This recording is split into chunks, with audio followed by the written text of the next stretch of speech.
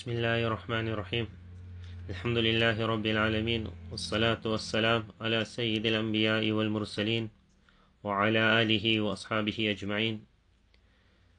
Chapter of the sublime conduct of Rasulullah sallallahu alaihi wasallam with regards to clothing.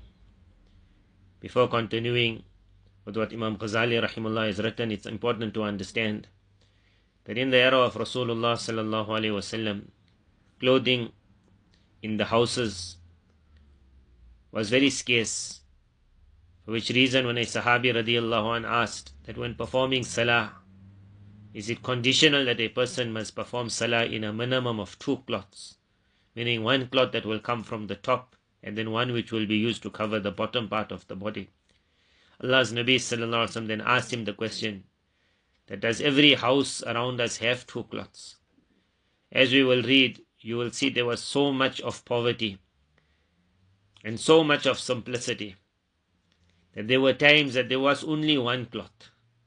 With that one cloth, a person would have to cover how much of his body he could cover. If the cloth was quite big, long, then like how we tie a lungi from the waist, they would tie the lungi from quite up, from about the chest, between the shoulders, and they would let it fall right over the knees. The satar was covered, and how much more it could reach. One cloth. Sometimes there will be mentioned in narrations of one cloth being used, where Allah's Nabi sallallahu alaihi wasallam himself was using that cloth, and part of that cloth was being used also as a bedding for Hazrat Aisha radiallahu anha. So one long cloth, but that one long cloth, whatever work could be done, was being done. Imam Ghazali rahimullah thus starts the chapter by saying that no special importance or formality were given regarding clothing by Rasulullah sallallahu alaihi wasallam. Whatever clothing he received, whether it was a lungi, a chadar, we call it a shawl, a kurta, a jubba, Allah's Nabi sallallahu alaihi wasallam would wear it. Most of Allah's Nabi sallallahu alaihi wasallam's clothing was white. He used to say, make your living people wear such clothing, meaning white clothing, and place your dead ones in white clothing.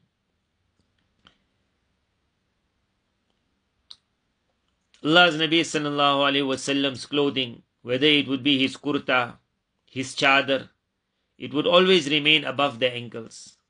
His lungi would be found to be even higher than that, reaching sometimes up to half the calf. The buttons of Rasulullah sallallahu alaihi wasallam's qamis, kurta, were generally closed. Sometimes in and out of salah they would remain unbuttoned.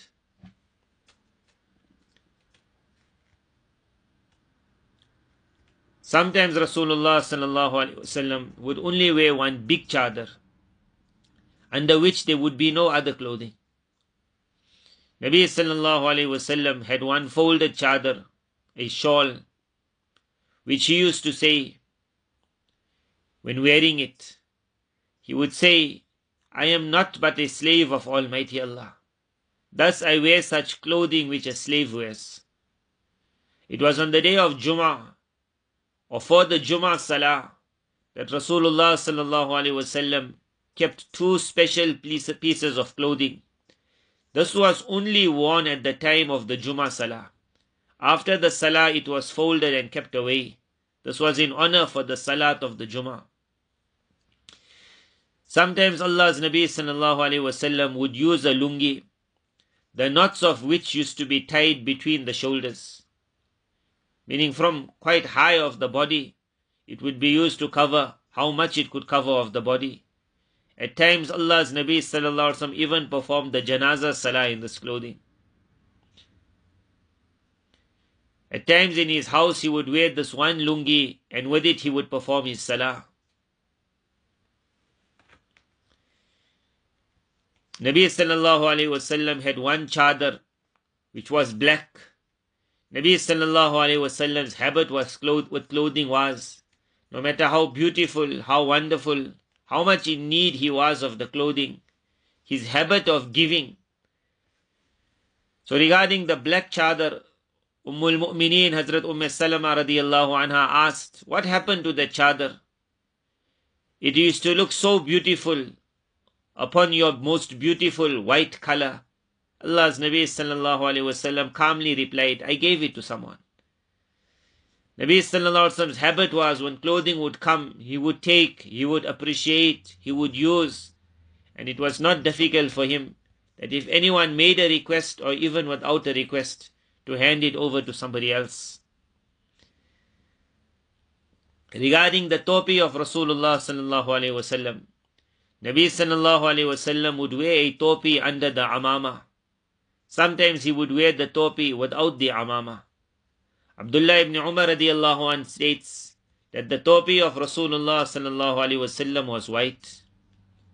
Abdullah bin Abbas radiallahu anh mentions that Allah's Nabi sallallahu alaihi wasallam had 3 topis. One was made of white cotton. One was made from a Yemeni shawl. One had a covering for the ears. At times, when there was no sutra available, nothing to place in front, and there was a fear of people walking, then Allah's Nabi sallallahu alaihi wasallam would utilize this very topi for the purpose of his sutra. With regards to the amama, turban, at times Allah's Nabi sallallahu alaihi wasallam did not have any imama. At that time, he would tie an isaba.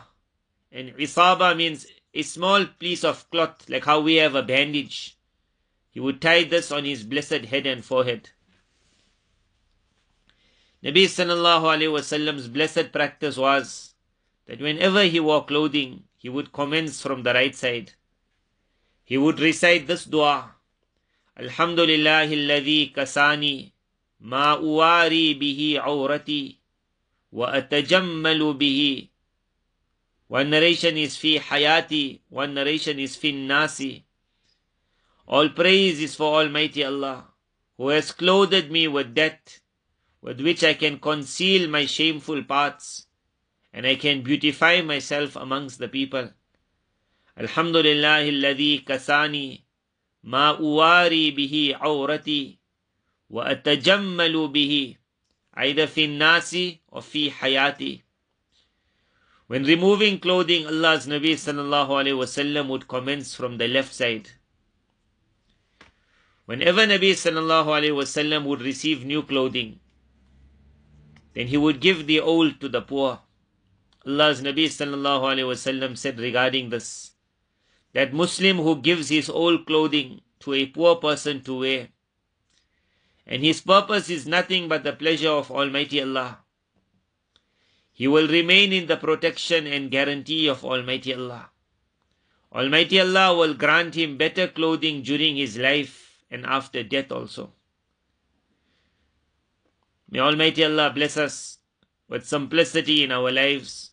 Whoever will study the chapter of the clothing of Rasulullah sallallahu alaihi wasallam will understand such huge levels of simplicity.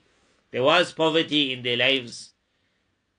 But when a gift is given of beautiful clothing, it is a person whose habit is the heights of simplicity, the heights of generosity, that even that most beautiful shawl, most beautiful cloth, at a time when there was the greatest of need, but sadaqah was so important in their lives, to give it, and by giving it to thereby enter into the protection, the guarantee, the promise of Almighty Allah, to get something even better.